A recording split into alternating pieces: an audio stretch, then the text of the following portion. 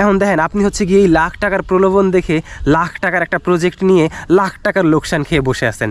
তখন আপনি ওই তাবিজ বিক্রেতারা পাবেন না যে আপনারা হাত ধরে উঠাবে যে না ভাই উঠেন, উঠে ঘুরে দাঁড়ান, আবার চেষ্টা করেন, পারবেন আপনি।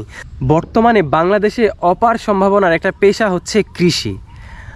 কারণ এই কৃষিতে এখন এসে গেছে হাজার হাজার তাবিজ বিক্রেতা, যারা হচ্ছে গিয়ে লাখ টাকার তাবিজ বিক্রি করে।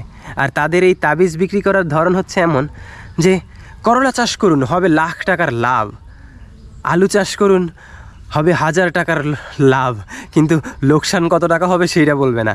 এখন কথা হচ্ছে এই লাখ লাখ টাকা ইনকাম করার প্রলোভন দেখে হচ্ছে নতুন যারা উদ্যোক্তা হতে চায় তারা ঝাঁপিয়ে পড়ে কৃষিতে, আর ঝাঁপিয়ে পড়েই একদম ডুবে যায়। না মানে হচ্ছে দেখেন ভাই, একটা মানুষ কৃষি সেক্টরে আসবে, লাখ লাখ টাকা ইনকাম করবে। ইনকাম এত সহজ না।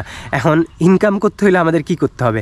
আগে সঠিক জ্ঞান অর্জন করতে হবে, আমাদের দক্ষতা বাড়াতে হবে, অভিজ্ঞতা রাখতে হবে কৃষি সেক্টর সম্পর্কে।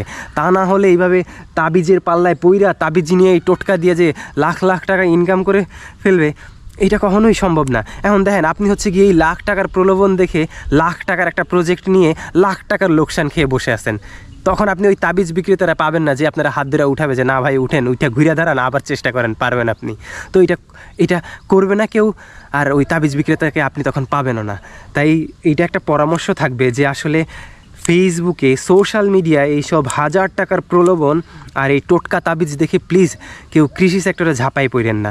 আগে দক্ষতা অর্জন করেন, প্রশিক্ষণ নেন, তারপরে আসেন, ইনশাল্লাহ দিন শেষে ভালো কিছু হবে। কারণ আল্লাহ হয়তো আপনার জন্য ভালো কোনো প্ল্যান করে রাখছে, কিন্তু কারো প্রলোভনে পড়ে আসার কোনো দরকার নাই, তাহলে নিশ্চিত আপনি বাস খাবেন।